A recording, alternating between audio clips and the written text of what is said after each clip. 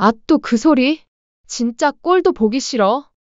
며느리의 입에서 나온 꼴도 보기 싫어라는 그 말을 이 씨는 똑똑히 들었습니다. 뭐, 너 지금 뭐라고 말한 거니? 어머니 꼴도 보기 싫다고요?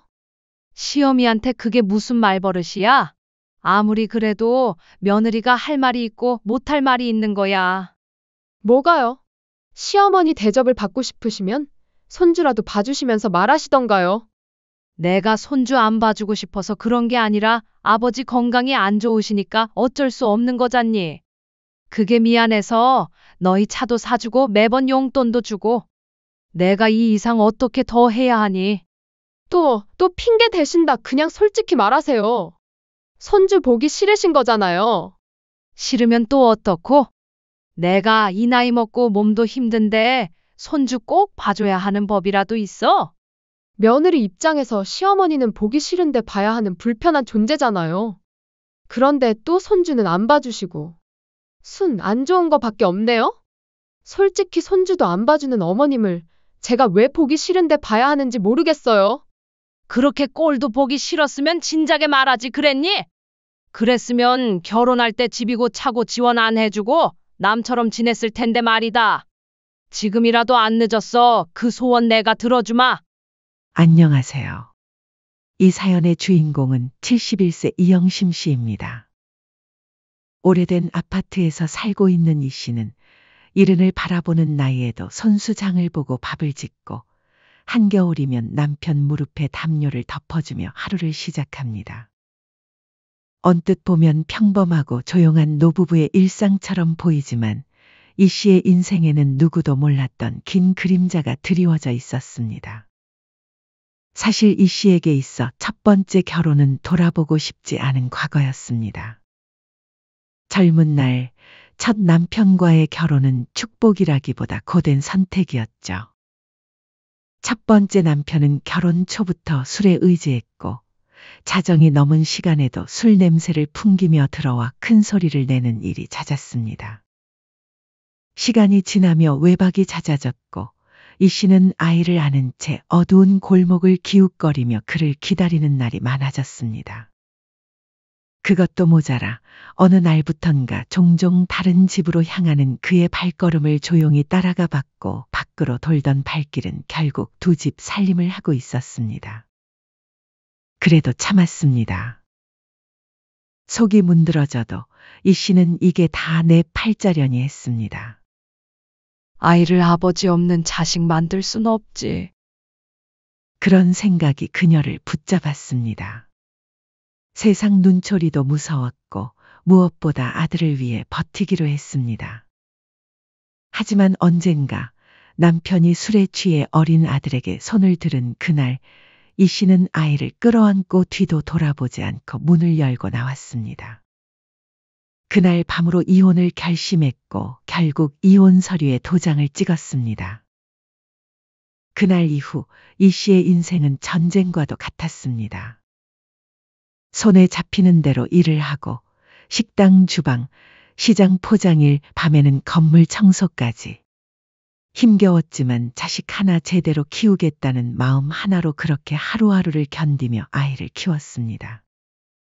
그렇게 시간이 흘러 이 씨는 40을 훌쩍 넘겨서 지금의 남편과 재혼했습니다. 남편은 조용하고 사려 깊은 사람이었습니다. 한 번도 이 씨의 지난 삶을 비난하지 않았고 오히려 그녀가 걸어온 길을 대견하게 바라봐 주었습니다. 지금의 남편은 그녀에게 이렇게 말했었습니다. 이제 내가 당신을 책임질게요. 지금까지 참 고생 많았어요. 무엇보다 놀라웠던 건 이 씨가 혼자 키운 아들을 마치 제 자식처럼 대해준 것이었습니다. 피 한 방울 섞이지 않았지만 고등학교 졸업식에도 함께 갔으며 대학 등록금까지 내주었습니다. 이 씨는 그런 남편이 얼마나 고마웠는지 몰랐습니다. 남들이 보면 실제 부자지간이라 착각할 정도였습니다. 동네 사람들이 그럴 때마다 남편은 이렇게 말하곤 했습니다. 아버지랑 아들이 많이 닮았네요. 그럼 남편은 어깨를 으쓱하며 이렇게 답했습니다. 같이 살다 보면 담지요. 우리 아들은 제 자랑이에요. 그 말에 이 씨는 목이 매곤했습니다. 세상에 믿을 수 있는 사람이 없다고 생각하던 때 마음 한켠이 처음으로 따뜻해졌던 순간이었습니다. 그렇게 아들은 잘 자라서 대학도 졸업하고 여러모로 성장했고 이 씨의 생활도 이전보다 훨씬 나아졌습니다. 하지만 마음 한편에 남은 걱정 하나가 있었습니다. 어쩌다 보니 나이 40 가까운 아들 현무는 여전히 혼자였고 이 씨는 그게 내 탓은 아닐까, 어릴 적 불우했던 환경이 아이를 망쳐놓은 건 아닐까 하는 마음으로 가끔씩 미안해지기도 했습니다. 그러다 아들이 39, 지인의 소개로 만난 여자와 결혼하게 되었습니다. 처음 데리고 온 날, 며느리 지영이는 이 씨의 이야기를 듣고 눈시울을 붉히며 말했습니다. 어머니 정말 대단하세요. 어떻게 그런 상황을 이겨내셨는지 존경스러워요. 그 모습에 이 씨는 처음으로 마음을 열었습니다. 아, 아들이 참 좋은 사람을 잘 만났구나. 하는 생각까지 들었죠. 결혼식 후 이 씨는 지금의 남편과 함께 힘들게 모은 돈으로 마련한 집을 아들에게 조건부 증여로 내어주었습니다. 그 조건은 거창한 게 아니었습니다. 부모를 부양하고 서로 도우며 살아갈 것, 어려운 일이 있을 땐 외면하지 않을 것. 단지 그뿐이었죠. 아들은 이 씨의 손을 잡으며 말했습니다. 엄마, 정말 고마워요. 평생 은혜 잊지 않을게요.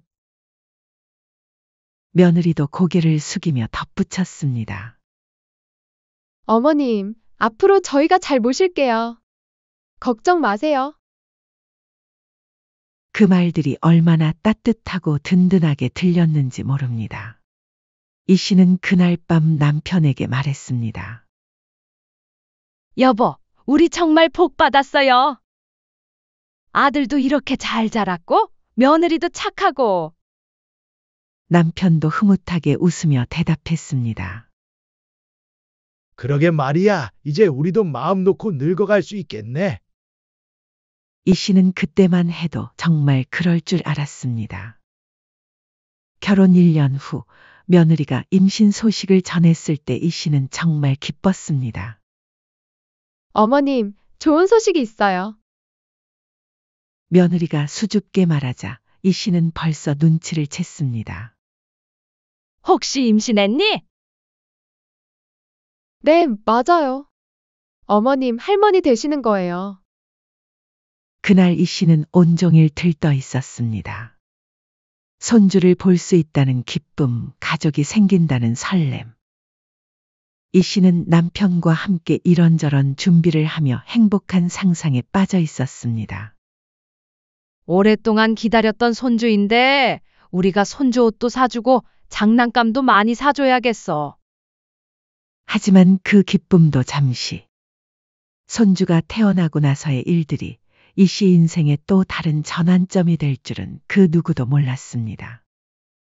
손주가 태어나고 얼마 지나지 않아 며느리는 종종 찾아와 힘겹게 웃으며 말하곤 했습니다.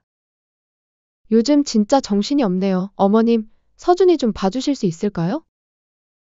며느리는 아이가 밤잠을 안 잔다며 새벽에 문자를 보내기도 했고 주말이면 어머님 오늘 혹시 시간 괜찮으세요? 라는 말로 은근히 손주를 봐달라는 신호를 주곤 했습니다.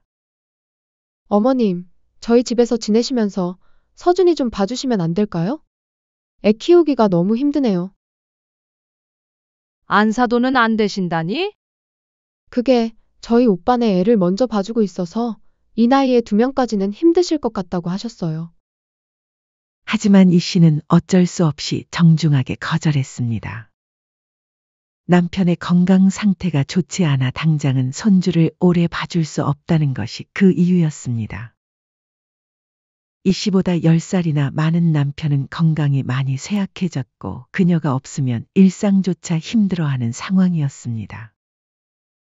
간병까지는 아니더라도 사실상 이 씨는 매 끼니 약을 챙기고 병원 스케줄을 조율하며 남편을 돌보는 중이었습니다.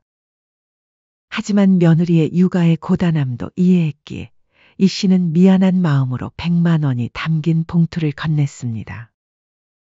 내가 지금 상황이 여의치가 않아서 손주는 못 봐줄 것 같네. 미안하다. 대신 이 돈으로 뭐 필요한 거 사고 혹시 더 필요한 게 있으면 뭐든 말만 하렴. 그 말에 며느리는 마지못해 고개를 끄덕였고 이 씨는 그래도 이해해 주는구나 싶어 마음 한구석이 조금 놓였습니다. 그뿐만이 아니었습니다. 중고차를 구입해 선물하며 아이 키우면서 대중교통은 힘들잖아라며 챙겨주었습니다. 아들에게는 이렇게 말했습니다. 현무야, 며느리가 아이 키우느라 고생이 많은 것 같으니까 너도 더 신경 써주고. 알겠어요, 엄마. 정말 고마워요. 아들은 고마워했지만 기대와는 달리 며느리의 태도는 서서히 변해갔습니다. 이 씨는 며느리의 육아 부담을 덜어주기 위해 일주일 1에서 2번 자신의 잠을 줄여가며 아침에 아들 집에 가서 집안일을 도맡아 했습니다. 빨래를 개고 설거지를 하고 바닥 청소까지 하며 며느리가 아이에게만 집중할 수 있도록 배려했습니다. 지영아, 내가 이것들은 다 해놓을 테니까 너는 쉬어. 하지만 며느리는 고마워하기는커녕 점점 당연하게 여기기 시작했습니다. 어머님, 냉장고 좀 정리해 주세요. 어지러워서 보기 싫어요. 설거지할 때 그릇 좀 제대로 닦아주세요. 물때 자꾸 남아있네요. 마치 가정부라도 된 것처럼 이것저것 지시하는 말들이 늘어갔습니다. 집에 가면 예전엔 차라도 한 잔 타오던 것이 이제는 현관에서 인사를 하고도 그대로 방으로 들어가 버리는 날이 많았습니다. 어느 날은 이 씨가 오랜 시간 집안일을 하고 목이 말라 냉장고에서 물을 꺼내 마시려 하자 며느리가 차가운 목소리로 말했습니다. 어머님, 저희 물은 돈 주고 산 거예요. 그냥 수돗물 드세요. 식탁 위에 있던 과자 하나를 집어들자 며느리는 말없이 이 씨에게 눈치를 주기도 하고 심지어 과자 봉지를 확 잡아당기며 다른 곳에 치워버리기까지 했습니다. 이거 서준이 간식이에요. 그런 시선과 행동을 느낄 때마다 이 씨는 서운한 마음이 드는 것은 어쩔 수 없었습니다. 어느 날 단지 손주가 어떻게 지내는지 궁금해 전화를 걸었던 날이었습니다. 그날 며느리의 목소리는 유난히 날카로웠습니다. 어머님은 왜 일도 없는데 쓸데없이 연락하세요? 며느리의 차가운 말투에 이 씨는 깜짝 놀랐습니다. 그게 그냥 우리 서준이가 뭐 하고 있나 싶어서. 손주도 안 봐주시면서? 어머님은 우리 서준이가 미우신가 봐요? 다른 할머니들은 친손주라고 하면 매일 업고 다니시던데. 며느리의 말은 거기서 끝나지 않았습니다. 이거저거 챙겨주시는 건 고마운데 솔직히 저 너무 서운해요. 그 말을 듣는 순간 이 씨는 말문이 막혔습니다. 놀라서 아무 말도 하지 못한 채 전화를 끊고 가만히 식탁에 앉아 있었습니다. 더 서러웠던 건 시댁 사정을 뻔히 아는 며느리가 그런 말을 했다는 사실이었습니다. 내가 손주를 미워해서 안 봐주는 줄 아나? 남편 때문에 어쩔 수 없는 상황인데. 이 씨는 가슴이 답답했습니다. 며느리에게 그동안 얼마나 미안한 마음을 가지고 있었는지 그래서 도움이 되려고 했는데 그런 말을 들으니 허탈했습니다. 남편이 이 씨의 표정을 보고 물었습니다. 무슨 일이야? 표정이 안 좋네. 아니에요. 이 씨는 남편에게 걱정을 끼치고 싶지 않아서 대답을 피했지만 마음 한구석은 계속 무거웠습니다. 그러던 어느 날 이 씨의 생일이 찾아왔습니다. 오랜만에 온 가족들이 모였고 조촐하지만 따뜻한 분위기였습니다. 이 씨는 오랜만에 마음이 놓였습니다. 어머님 생신 축하드려요. 우리 서준이도 할머니 생신 축하한다고 해볼까? 아들이 손주를 안고 말하자 서준이가 두 손을 모아 박수를 쳤습니다. 그 모습에 이 씨는 절로 웃음이 나왔습니다. 하지만 그 기분 좋은 분위기도 잠시. 남편이 화장실에 가기 위해 자리를 비운 사이 며느리는 돌연 이렇게 말했습니다. 아버님도 많이 편찮으시고 어머님도 지치실 텐데. 요양시설 알아보는 것 어떠세요? 마치 남편이 자리를 비우길 기다렸다는 듯이 꺼낸 말이었습니다. 그 말을 며느리가 아무렇지 않게 꺼낸 순간 이 씨는 순간적으로 숟가락을 놓을 뻔했습니다. 지금 뭐라고 한 거니? 그리고 며느리가 아들을 노려보자 옆에 앉은 아들이 조심스럽게 덧붙였습니다. 그래, 엄마. 아버지도 나이가 벌써 80이 넘으셨어. 그냥 시설에 보내는 것도 고민해봐야 하지 않을까? 이 씨는 믿을 수 없다는 표정으로 아들과 며느리를 바라봤습니다. 자신의 생일날 그것도 가족이 모인 자리에서 이런 말을 하다니. 그러자 며느리가 웃으며 더욱 노골적으로 말했습니다. 그러면 어머님도 우리 서준이 봐주실 시간 생기시는 거죠? 솔직히 말하면 어머님이 아버님 돌보시느라 바쁘시다고 하시는데 결국 저희만 손해보는 거 아니에요? 다른 집 할머니들은 다 해주는 걸 저희만 못 받고 있으니까요. 그 순간 이 씨는 참지 못했습니다. 이게 오늘 같은 날 꺼낼 말이니? 이런 소리를 들으려고 너희를 부른 거 아니다. 그런 말 할 거면 다 나가라. 갑작스러운 이 씨의 폭발에 아들이 당황하며 말했습니다. 엄마, 진정하세요. 그냥 제안한 거잖아요. 제안? 이게 제안이야? 내 생일날 아버지를 요양원에 보내자고. 며느리도 변명하듯 말했습니다. 어머님, 저희는 어머님을 생각해서 하는 말이에요. 진짜 내 생각했으면 이런 말 안 했을 거다. 그 말에 일제히 모두가 조용해졌고 이 씨는 아들과 며느리를 문 밖으로 내보냈습니다. 나가. 오늘은 더 이상 얼굴 보기 싫구나. 어머니, 나가라고 했어. 결국 아들과 며느리는 서준이를 안고 집을 나갔습니다. 멍하니 조용해진 거실에 혼자 앉아있던 이 씨는 식지 않은 음식 냄새에 눈시울이 시큰해졌지만 한참을 아무 말 없이 앉아 있었습니다. 그렇게 아들과 며느리를 문 밖으로 쫓아낸 그녀는 그날 밤 내내 자신을 탓했습니다. 그래도 집에서 내쫓는 건 너무 심했나?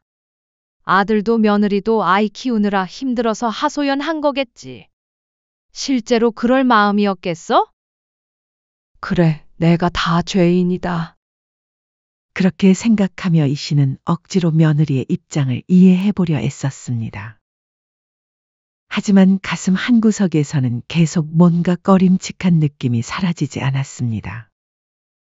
그 일이 있은 뒤로 한 달이 지났습니다. 평소 같으면 이 씨는 연락이 없더라도 먼저 전화에 안부를 묻곤 했지만 이번에는 그렇게 하지 않았습니다. 하지만 생각보다 빨리 며느리에게서 연락이 왔습니다. 문자에는 짧게 적혀 있었습니다. 어머님, 그날은 분위기를 망쳐서 정말 죄송했어요. 정말 봐줄 사람이 없어서 그러는데 딱 하루만 서준이 좀 봐주실 수 있을까요? 순간 이 씨는 휴대폰을 내려놓고 한참 동안 들여다봤습니다. 그래, 그날은 나도 말이 좀 심했지. 손주 봐주고 다시 며느리랑 이야기해봐야겠어. 이 씨는 여동생에게 전화를 걸어 남편을 몇 시간만 맡아달라 부탁했고 손주를 보기 위해 아들 집으로 향했습니다. 아들은 회사에 있었고 며느리도 잠깐 모임이 있다고 나가 있었습니다. 이 씨는 거실과 부엌을 치우고 아기 장난감을 정리했습니다. 조용한 집안에서 아이의 숨소리를 들으며 괜스레 방 안정리까지 나섰습니다. 안방 옷장을 다 들여다 문득 낯선 종이 뭉치를 발견했습니다. 그건 요양원 홍보 팸플릿이었습니다. 처음엔 그냥 전단지인가 싶었지만 옆에 놓인 수첩을 펼친 순간 이 씨는 숨이 턱 막혔습니다. 그 안에는 요양시설 입소 계획이 상세하게 정리되어 있었습니다. 병상 가격 비교부터 위치, 식단, 입소 우선순위까지 각 시설에 대한 비교, 비용, 거리, 진료 과목, 체크리스트가 상세히 적혀 있었습니다.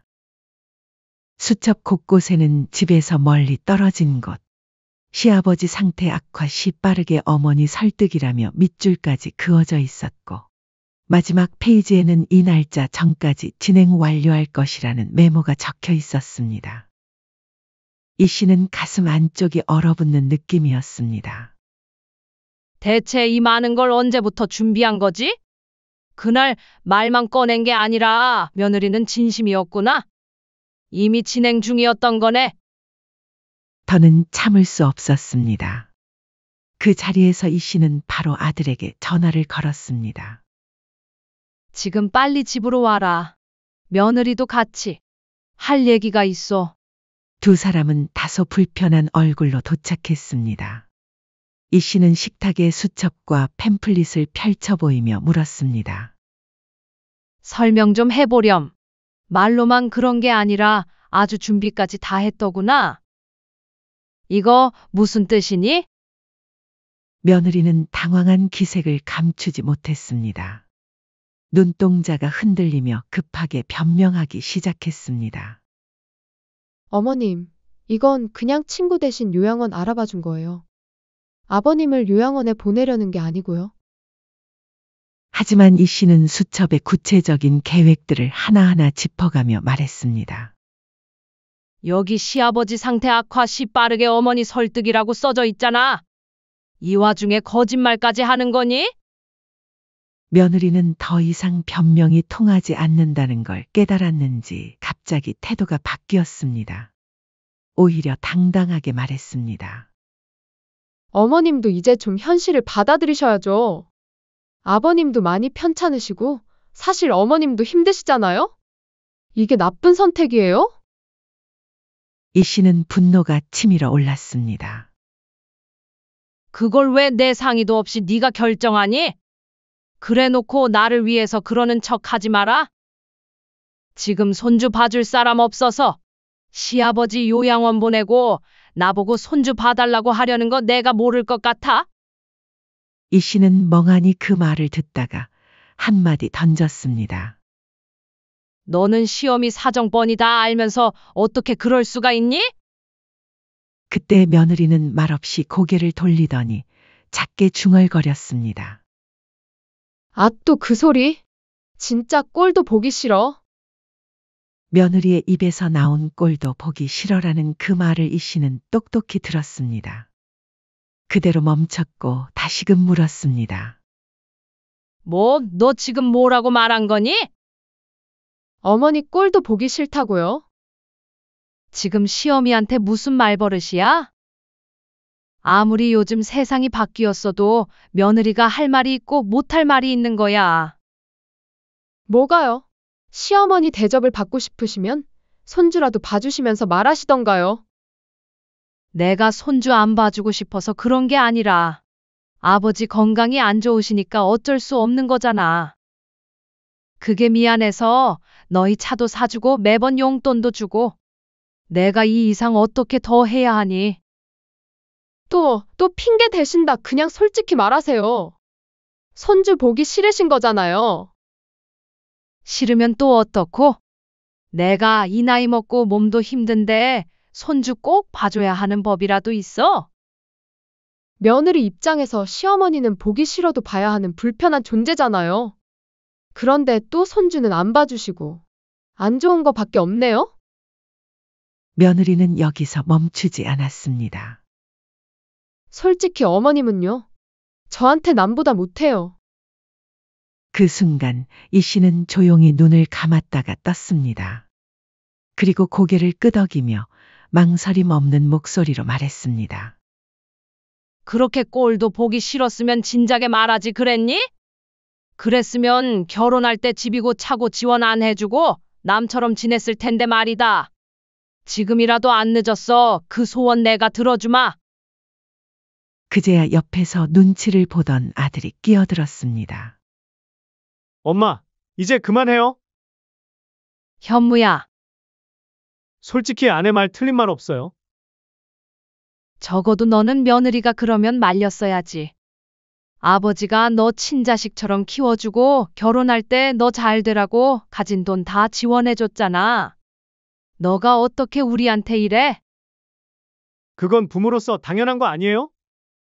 왜 자식한테 그걸로 빚 갚으라는 것처럼 구는 거예요? 세상에 당연한 건 없는 거야. 내가 손주 봐주는 것도 아버지가 너희 결혼할 때 지원해준 것도 다 당연한 게 아니야. 너희 생각 잘 알았고 이제 정말 끝이다. 너희 말대로 어디 한번 남처럼 지내보자. 그 말을 남기고 이 씨는 조용히 일어나 현관으로 향했습니다. 그래, 이제 정말 끝내자. 더 이상 당하고만 살 수는 없어. 이 씨는 가슴 깊은 곳에서 무언가가 완전히 부서지는 소리를 들었습니다. 그동안 쌓아왔던 모든 믿음, 가족에 대한 기대, 며느리를 향한 애정까지 모든 것이 한순간에 무너져 내렸습니다. 집으로 돌아가는 길, 이 씨의 마음은 분노와 배신감으로 가득했습니다. 집에 도착해서 남편에게 모든 이야기를 털어놓았습니다. 남편은 분노했지만 동시에 이 씨의 결정을 지지했습니다. 그날 밤 이 씨는 결심했습니다. 단순히 관계를 끊는 것이 아니라 법적으로 확실하게 정리하기로 말입니다. 이 씨는 그날 바로 법무사를 찾아갔습니다. 이미 수년 전 작성해둔 조건부 증여계약서 사본을 꺼냈고 생활비 이체 내역, 며느리에게 지급한 차 구입비 명세, 심지어 손주 출산 전후로 건넨 축하금 내역까지 전부 정리했습니다.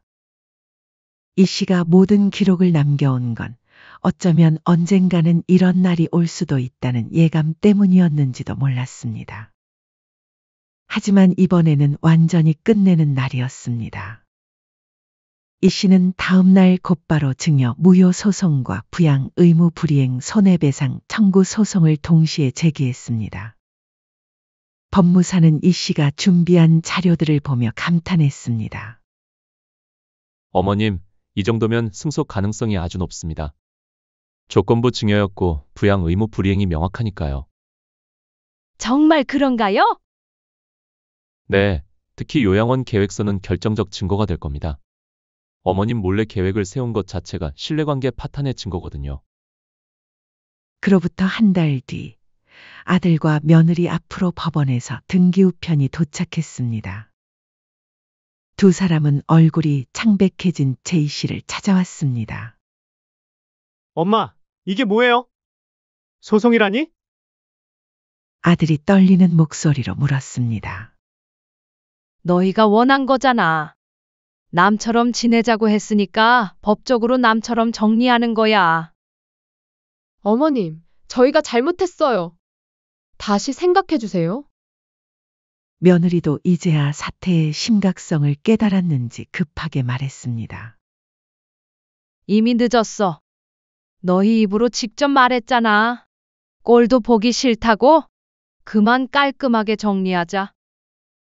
재판날 법정은 조용하고 긴장된 분위기였습니다. 아들과 며느리는 변호사와 함께 나타났고 며느리는 검정색 정장에 깔끔하게 머리를 묶은 채 단정한 표정을 유지했습니다. 하지만 그 차분한 표정 뒤로 불안감이 역력히 드러나고 있었습니다. 진술대 앞에서 며느리는 조용히 말을 이어갔습니다. 어머니와 사소한 다툼은 있었지만 그것이 곧 증여를 무효할 사유가 된다고는 생각하지 않습니다. 서운하신 부분이 있다면 시댁에 사과드리고 잘 풀고 싶어요. 하지만 이 씨의 변호사는 준비한 서류를 꺼내 보이며 조용히 말했습니다. 단순한 증여가 아니라 효도와 신뢰를 전제로 한 것이었습니다. 이 씨는 계부내역, 통장 입출금 기록, 카카오톡 메시지까지 빠짐없이 모아 제출했습니다. 지속적인 생활비 지원 내역, 남편 간병 중이라는 진단서, 아들 결혼 당시 지출 내역, 그리고 가장 결정적인 증거 요양시설 준비에 대한 메모와 계획서. 이것이 며느리가 작성한 요양원 입소 계획서입니다. 저 몰래 이런 계획을 세우고 있었습니다. 판사가 서류를 자세히 살펴보았고 며느리의 얼굴이 점점 창백해졌습니다. 그리고 재판 중 이 씨는 결정적인 증거를 제시했습니다. 며느리와의 녹음이었습니다. 이제 이 녹음을 들어보시기 바랍니다. 녹음기에서 며느리의 목소리가 또렷하게 흘러나왔습니다. 어머니 꼴도 보기 싫다고요. 며느리 입장에서 어머니는 보기 싫어도 봐야 하는 불편한 존재잖아요. 그렇다고 또 손주는 안 봐주시고. 순 안 좋은 거 밖에 없네요. 어머니는 저한테 남보다 못한 존재예요. 그 순간 법정에 정적이 흘렀습니다. 판사의 표정이 굳어졌고 며느리는 얼굴이 새하얗게 질렸습니다. 방청석에서도 작은 탄식 소리가 들렸습니다. 며느리의 변호사도 더 이상 변론할 여지가 없다는 표정이었습니다. 한편 이 씨가 제출한 자료들은 완벽했습니다. 조건부 증여 계약서, 부양 조건, 그리고 그 조건들이 어떻게 위반되었는지 모든 것이 명확히 정리되어 있었습니다. 재판장은 서류를 하나하나 검토했고 잠시 후 조용히 고개를 끄덕이며 판결을 내렸습니다.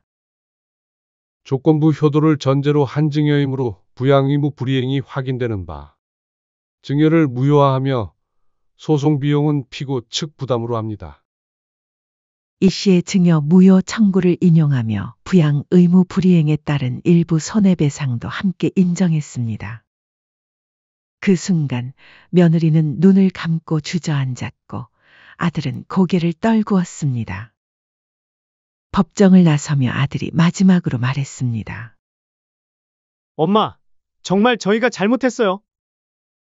며느리가 울먹이며 말했습니다. 어머님, 제발 우리 서준이 생각해서라도 다시 생각해 주세요. 네? 저희가 잘못했어요. 예전에 시집살이 당했을 적이 생각나서 며느리한테 과하게 잘해줬더니 아주 하늘 무서운 줄 모르고 기어오르더구나. 서준이는 너희가 알아서 키워. 너희가 선택한 길이야.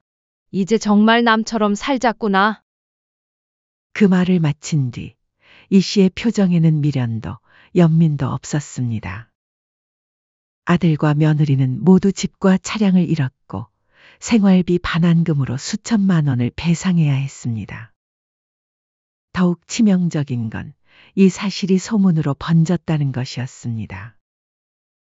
며느리는 직장에서 이미지가 실추되어 계약이 해지되었고 아들은 다니던 중소기업에서 승진이 누락되기까지 했습니다. 동네에서도 시어머니에게 고소당한 며느리라는 소문이 돌았습니다. 사람들의 시선은 차가웠고 며느리는 더 이상 그 동네에서 살기 어려워졌습니다. 한편 이 씨는 남편과 함께 조용한 소도시로 이사했습니다. 공기 좋은 언덕 위 작은 정원이 있는 단층 집이었습니다. 여보, 여기 공기가 참 좋네요. 남편이 정원의 꽃들을 보며 말했습니다.